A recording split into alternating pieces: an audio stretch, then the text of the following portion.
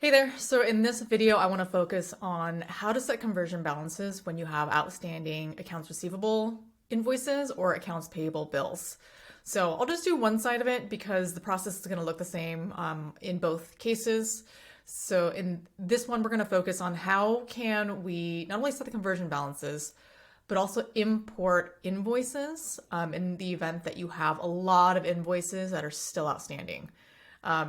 I'll show in another video how to manually enter those invoices. In this one, we're going to focus on importing. Okay, so here we are on the conversion balances screen. In a previous video, we entered our conversion balances here, but we don't have any outstanding accounts receivable or payables. So we are going to add a new line here and add in a accounts receivable line item. So that's account 1200. And this is an asset account, so we are going to enter a debit. But before we do that, I've already completed a invoice import template. I'll walk through this in a minute, but I want to grab the amount of the invoices here. So it looks like the total is 24,350. So I'm going to take that number and enter that here on the conversion balances screen. So as of the date that we are converting over to Xero from another accounting software, this is the outstanding balance. So of course that's going to throw off our adjustments again.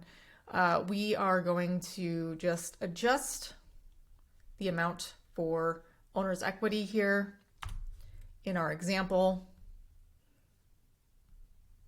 So we've got 6,644.48, and now our total debits and credits tie.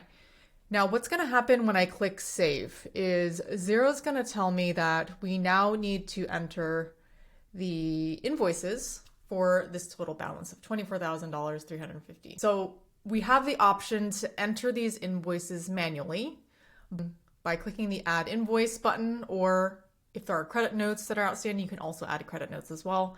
But if I were to click add invoice, it's going to take me to the invoicing screen in Xero.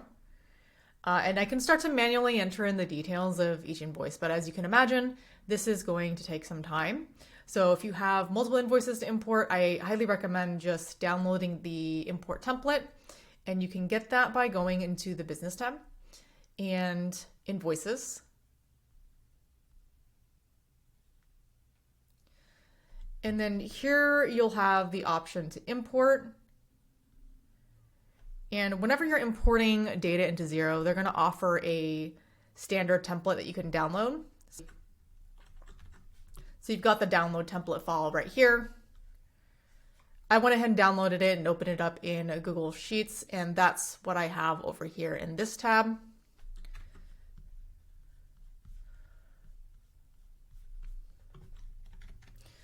All right, so let's just zoom in a little bit here. Now, if you're creating a brand new file in Xero, you don't have any of these contacts or customers inside the Xero platform just yet. That's okay. Xero's going to add them to their contact list. So make sure that this information is complete as possible. Their email addresses, their billing addresses. In this case, I'm not going to import any of this for now. I'm just going to hide this so we can see a little bit more clearly what we're working with. But we've got the contact name. That is a mandatory column. Invoice number is a mandatory column. Invoice date and due date are also mandatory columns. So you can see these are all noted with the asterisk symbol for mandatory columns. We've also got the description of the line item, the quantity of the line item, and the unit amount. So I've left the quantity at 1 for each one of these invoices, and the unit amount varies. Now, the account code, I know it is 4100 for all of these. We're just going to, pretend this is a simple services company. This code is related to sales of services. And then the tax type, I entered non-exempt for now. So Xero's not going to apply any sales tax rates when I leave it as non-exempt.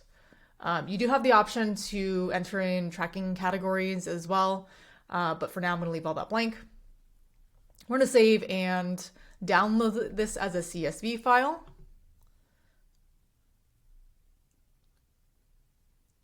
And then once you have that file downloaded, we're going to hop back over to Xero and we're going to import that file that we just created into this screen. And let's browse for that file.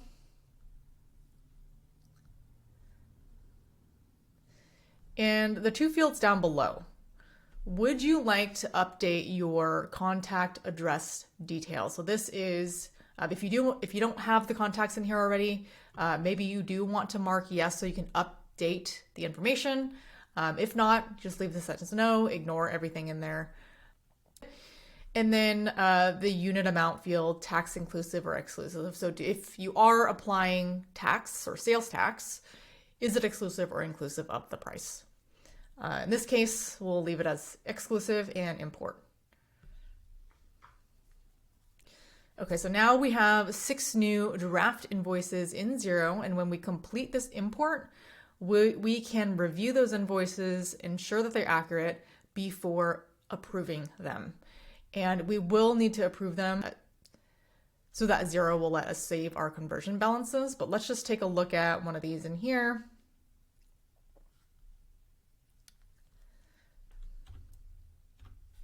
Zoom out just a little bit so we can see what we're looking at.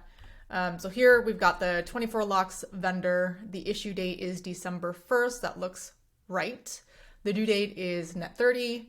Invoice number is 1001. And then we've got the description, quantity, and price, as well as the correct account that is being applied, 4,100 service revenue, $400. And that tax rate is 0 because we entered tax exempt for this line item. If you need to update that, make sure you update that here. Once you've reviewed all your invoices, we're going to head back. We're going to make an assumption that all of these are correct. The dates look good to me. The dates of these invoices need to be prior to the conversion date. The conversion date is January 1st, 2024. So make sure that you have those dates correct. And if everything looks good, we are going to approve these invoices.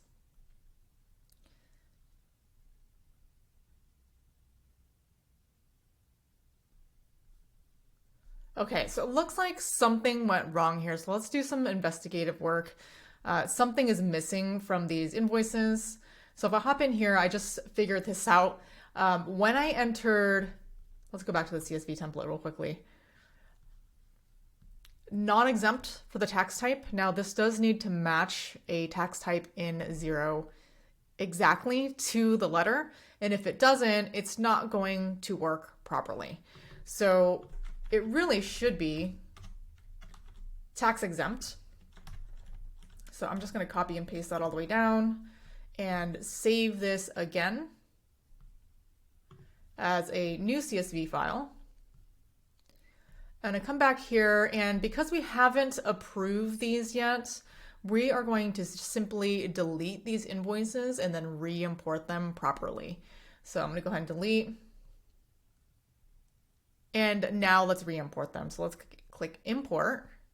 We're going to find that new file we just downloaded with the correct sales tax. Click import. Complete that import. Okay, so now we have all of our invoices. They should be correct now. So if I click into Bayside Club, before where we saw the tax rate field was empty, now there's tax exempt 0%. So that looks great. Let's try approving these invoices again.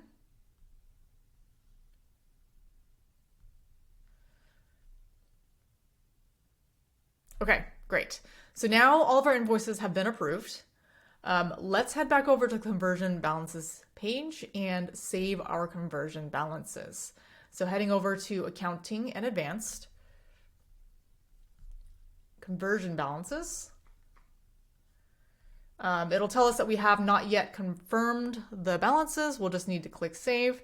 So if we do not save these conversion balances, these balances won't appear on your reporting. So this is a very important step. Make sure that these are being saved properly, and we'll go ahead and click save. And if you have imported your invoices or entered your invoices properly, then Xero will save those beginning balances for you. Now, just to make sure that you don't have any unwanted changes to these conversion balances, you can also lock those balances and then click Save as well. So this is going to make sure that not only the balances aren't going to be impacted, someone can't come into the conversion balances screen and save anything or change anything, but also no additional transactions can be made before the date. So if someone tries to add an invoice or a transaction prior to your conversion date, it's not going to work. They're going to run into an error. So this is how you can make sure to account for your accounts receivable and accounts payable balances at the time of conversion from another accounting software.